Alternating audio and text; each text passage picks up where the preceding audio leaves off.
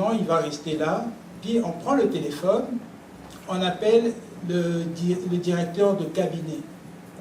Il a dit, voilà, nous avons un colis. Moi, j'étais un colis, on m'appelait un colis. Nous avons un colis qui vient d'arriver, et son nom est qu'est-ce qu'on fait avec?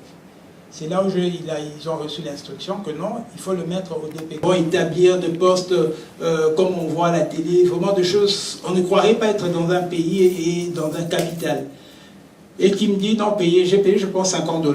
Il m'a dit, puisque tu as payé $50, l'autre, l'argent que tu as, tu nous laisses ça ici, parce que si tu rentres avec ça, malgré ça, nous allons quand même te mettre à l'intérieur, malgré que tu as payé, mais nous allons te mettre en Angola. Angola, comme ils appellent, parce qu'ils ont Guantanamo, ils ont plusieurs...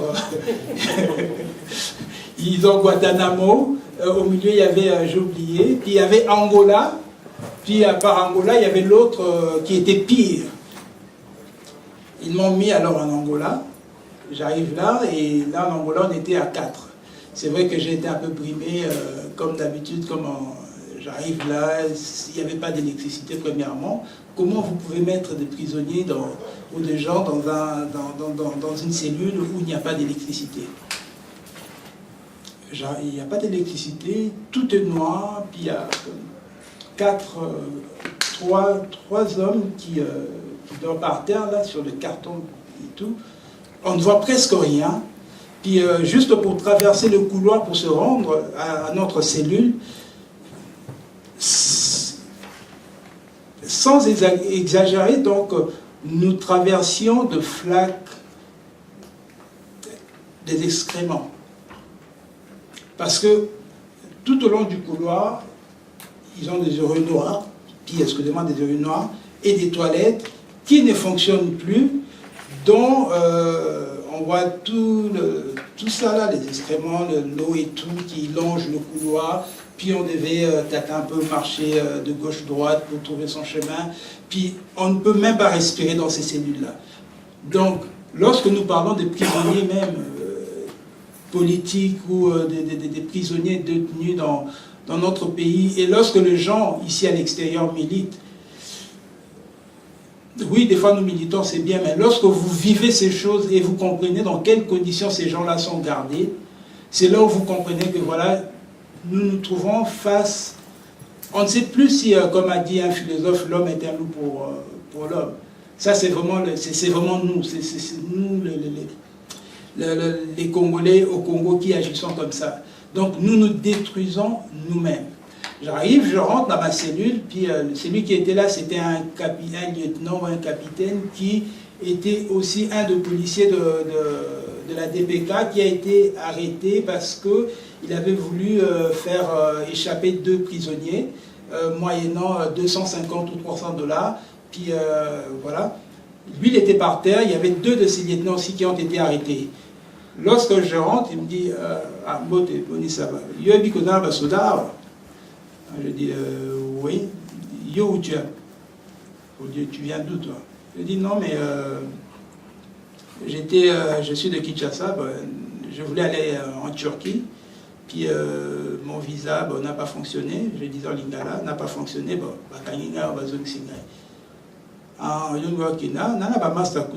Mais yo, venez à Soda.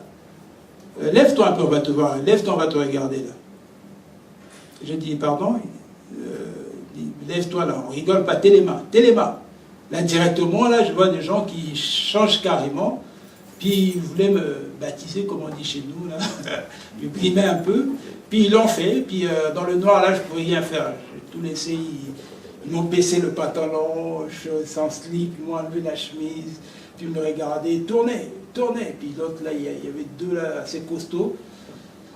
Puis non, mais par rapport, on était devenus des très bons amis, puis c'était des gens de qui je me servais pour envoyer aller m'acheter quelque chose, parce qu'ils étaient des prisonniers, ils étaient des militaires, mais ils se permettaient de sortir, ils revenaient, ils allaient dans le... C'était vraiment un désordre total.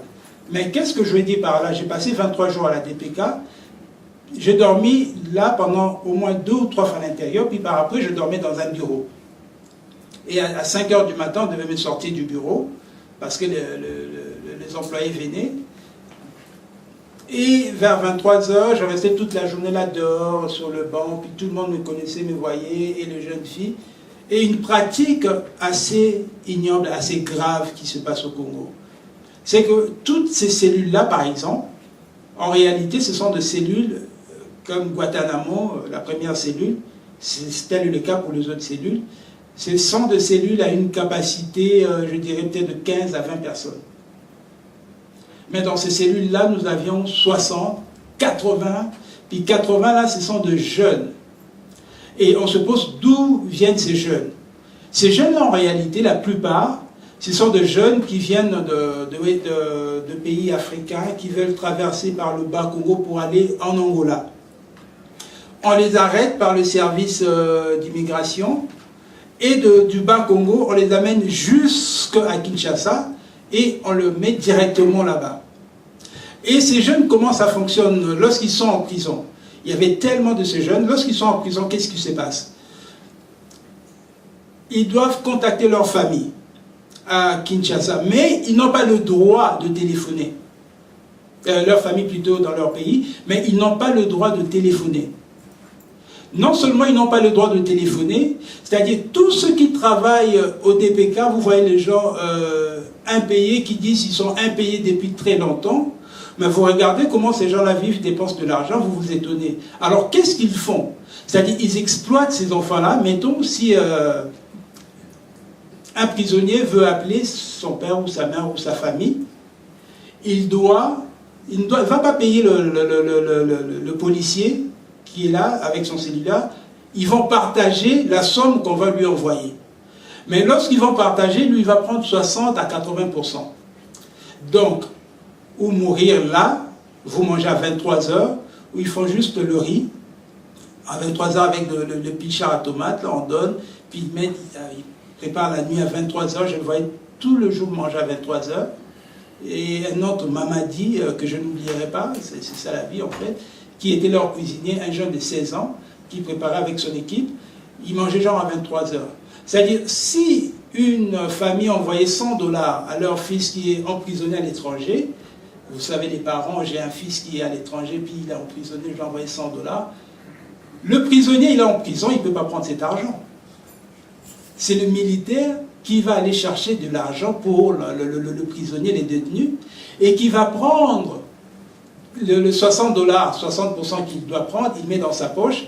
Les 40% qui restent, soit 40 $, je garde pour toi, parce que toi, tu es en prison, tu ne peux pas garder l'argent, et je gère pour toi. Et c'est comme ça qu'il faisait avec tous les prisonniers. Et quand j'ai vécu tout ça, j'ai compris, voilà, la situation était tellement dramatique, ça traînait. Et 3 jours après, je viens de le conseiller, je regarde toujours là, hein, parce que à 16h15, M. Desnaux doit prendre la parole. Et 3 jours après, c'est un conseiller juridique qui vient me rencontrer. 3 jours après, je n'ai rencontré personne. C'est le conseiller juridique qui vient me rencontrer. C'est un monsieur avec qui je sympathise maintenant, qu'on parle très bien. Un monsieur très... vous savez, c'est vraiment une personne, c'est comme s'il est pris dans un jeu, une personne logique, une personne vraiment posée, stable, mais il se retrouve dans une situation où il n'a pas le choix. Et comment, lorsqu'on l'a envoyé, il est venu avec un jeune qui était ici, disons un ami, Freddy, qui vivait à Toronto, qui aujourd'hui travaille à la DGM. Et c'est lui qui a fait pression pour qu'on envoie le conseiller juridique pour venir me rencontrer avec mon dossier. Il vient envoyer, mais il ne sait même pas la raison pour laquelle je suis là. Il dit, mon petit, franchement, pour te dire, je ne sais pas pourquoi tu es là, mais tu es là, je vais t'entendre sur PV, comme ils font d'habitude. Ouais, là, il m'a entendu sur PV, il a dit, moi, je ne vois pas pourquoi. Ils ne t'ont même pas dit pourquoi ils t'ont arrêté. Non, je ne vois pas pourquoi. Moi, j'ai fait mon travail, je vais aller soumettre, puis on verra ce que ça donnera. Je reste là. Une semaine après, on vient me chercher par une 4x4 de policiers qui m'amène maintenant au siège, à leur bureau, pour rencontrer le conseiller politique. Le conseiller politique, j'arrive dans son bureau. Il était là dans un bureau de monsieur, d'apparence très honnête et très posé, qui appelle, mais vous pouvez amener la chose, quelque chose comme ça. Je vois un sujet peut-être libano-pakistanais qui rentre avec un ordinateur portable et puis qui met là sur la table, qui